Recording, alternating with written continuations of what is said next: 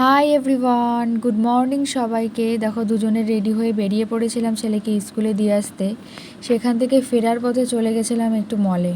তো মল থেকে একটু কিছু কেনাকাটি করছিলাম, বিশেষ করে ছেলের জামা কাপড়টা কিনবো। তা ছেলের জামা কাপড় দেখতে এখানে অনেক ভ্যারাইটি আছে দেখতে, দেখো। তা এখান থেকে দেখছিলাম। তা দেখতে দেখতে সবকটাই পছন্দ হচ্ছে মোটমাট। কিন্তু এই জামাটা আমার খুব বেশ ভালো লেগেছে। তো দেখছি আমার ছেলের সাইজেরটা আছে কি না। তো দেখলাম যে না, হ্যাঁ আছে এখানে আমার ছেলে জামাটা। তো ওর বাবাও বললো যে না, এটাই নিয়ে নাও তারপরে।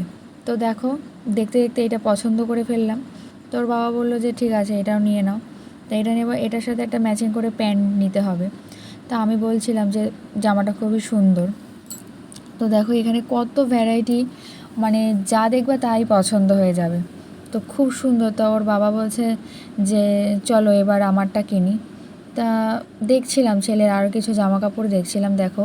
কিন্তু এই জামা কাপড়গুলো না, এইটা আমার ঠিক এখন মানে পছন্দ হলো না, মানে খুব একটা ভালো লাগলো না। ওই প্রথমেরগুলোই ভালো লাগছে। আর এই যে এইগুলো দেখো, এইগুলো খুব সুন্দর, কিন্তু এগুলো না এখনের জন্য নয়, জাস্ট পুজো টুজো হলে তো ঠিক আছে। তাই তাই বলছিলাম যে এগুলো এখন নেব না, এইটাই নিয়ে নিই। তো এটার জন্য একটা প্যান্ট নেব। তোর বাবা বলছে যে এইটা নিলে, তাহলে হ্যাঁ এইটাই নিলাম। তোর বাবা বলছে যে চলো তাহলে এবার আমারটা দেখি, আমি একটা নেব। তা দেখো এখানে কত জামা কাপড়। তো বলছে যে আমার এটা ভাল লাগছে না, মানে গোল গলা জামা নেবে। ও বলছে কলারওয়ালা জামা আমি নেব না।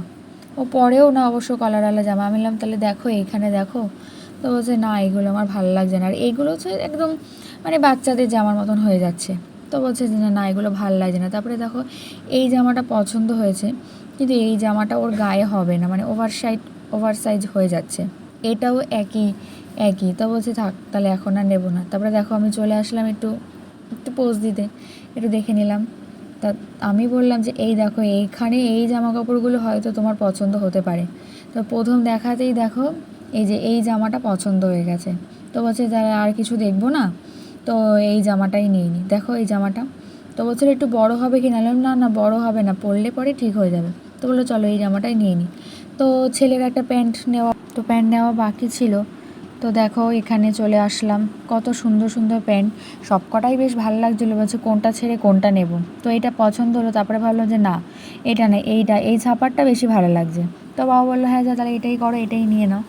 তা দেখো এখানে ওর বাবার এই জামাটা দেখছিলাম, দেখতে দেখতে বললো যে না থাক এখন নেব না, তাহলে পরে নেব। তা বললো তাহলে চলো যাই। তা আমরা নিচে চলে আসছি।